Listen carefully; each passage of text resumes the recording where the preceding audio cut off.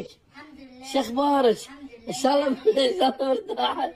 طيبه. انت عامل ايه؟ تمام. شو اخبارك؟ شلونك ام احمد؟ الحمد لله. تقريبا اللي قدامنا دول يا جماعه عريس وعروسه، ودي الصباحيه بتاعتهم، بس تقريبا التكييف ما كانش شغال في الاوض، فقرروا ان هم يناموا في الصاله، وعشان احنا بنعشق الخصوصيه فقرروا ان هم يقعدوا يتضايفوا فوق دماغهم زي ما انتم شايفين كده. الله لا يحط حد مكانهم قادر يا كريم يا رب، ربنا يكفينا شر الفضايح.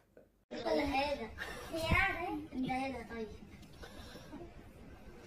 مش هنروح سوا انا وانت المشوار اللي قلنا عليه؟ هنروح بكره.